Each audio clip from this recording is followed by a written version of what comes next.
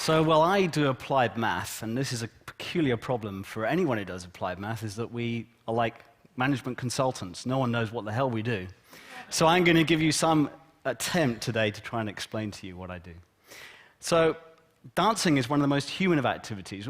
We delight at ballet virtuosos and tap dancers, who you'll see later on. Now, ballet requires an extraordinary level of expertise and a high level of skill, and probably a level of initial suitability that may well have a genetic component to it. Now, sadly, neurological disorders such as Parkinson's disease gradually destroy this extraordinary ability, as it is doing to my friend Jan Stripling, who was a virtuoso ballet dancer in his time. So great progress in treatment has been made over the years. However, there are 6.3 million people worldwide who have the disease, and they have to live with incurable weakness, tremor, rigidity, and the other symptoms that go along with the disease. So what we need are objective tools to detect the disease before it's too late. We need to be able to measure progression objectively.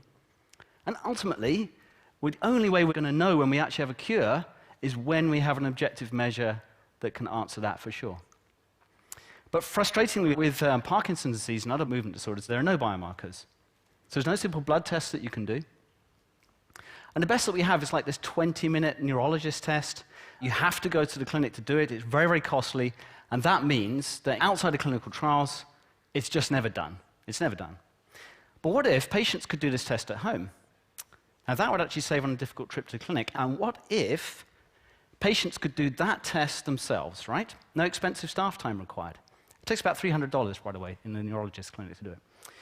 So what I want to propose to you as an unconventional way in which we can try to achieve this, because you see, in one sense at least, we are all virtuosos like my friend Jan Stripling. So here we have a video of the vibrating vocal folds. Now, this is healthy, and this is somebody making speech sounds, and we can think of ourselves as vocal ballet dancers, because we have to coordinate all of these vocal organs when we make sounds. And we all actually have the genes for it, FOXP2, for example. And like ballet, it takes an extraordinary level of training. I mean, just think how long it takes a child to learn to speak. And from the sound, we can actually track the vocal fold position as it vibrates. And just as the limbs are affected in Parkinson's, so too are the vocal organs. So in the bottom trace, you can see an example of irregular vocal fold tremor. We see all the same symptoms. We see vocal tremor, weakness, and rigidity. And speech actually becomes quieter and more breathy after a while, and that's one of the example symptoms of it. So these vocal effects can actually be quite subtle in some cases, but with any digital microphone and using precision voice analysis software in combination with the latest in machine learning, which is very advanced by now, we can now quantify exactly where somebody lies on the continuum between health and disease using voice signals alone. So these voice-based tests, how do they stack up against expert clinical tests? Well, they're both non-invasive.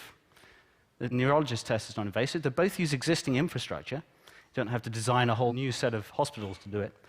And they're both accurate. Okay, but in addition, voice-based tests are non-expert. That means they can be self-administered. They're high speed, take about 30 seconds at the most. They're ultra-low cost. And we all know what happens. When something becomes ultra-low cost, it becomes massively scalable. And so here are some amazing goals that I think we can deal with now. We can reduce logistical difficulties for patients. No need to go to the clinic for a routine checkup. We can do high-frequency monitoring to get objective data. We can perform low-cost mass recruitment for clinical trials, and we can make population-scale screening feasible for the first time. We have the opportunity to start to search for the early biomarkers of disease before it's too late. So, taking the first steps towards this, today we're launching the Parkinson's Voice initiative. With Aculab and patients like me, we're aiming to record a very large number of voices worldwide to collect enough data to start to tackle these 4 goals. We have local numbers accessible to 750 million people on the planet. Anyone healthy or with Parkinson's can call in cheaply and leave recordings, a few cents each. And I'm really happy to announce that we've already hit 6% of our target just in 8 hours. Thank you.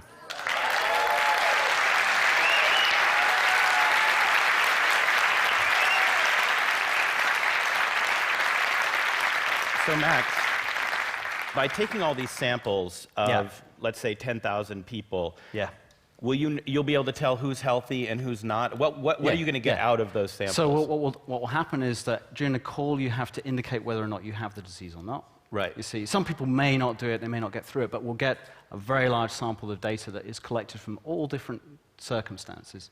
And it's getting it in different circumstances that matter, because then we are looking at ironing out the confounding factors and looking for the actual markers of the disease. Yeah. So you're 86% accurate right now? It's much better than that. Actually, my student Thanasis, I have to plug in because he's done some fantastic work, and now he has proved that it works over the mobile telephone network as well, which enables this project. And we're getting 99% accuracy. 99. Well, that's an improvement. So, so what that means is people will be able to people will be able to call in from their mobile phones and do this test. Yeah. And people with Parkinson's could call in, record their voice, and then their doctor can check up on their progress, see where they're doing in this course of the disease. Absolutely. Thanks so much, Max Little, everybody. Thanks, Tom.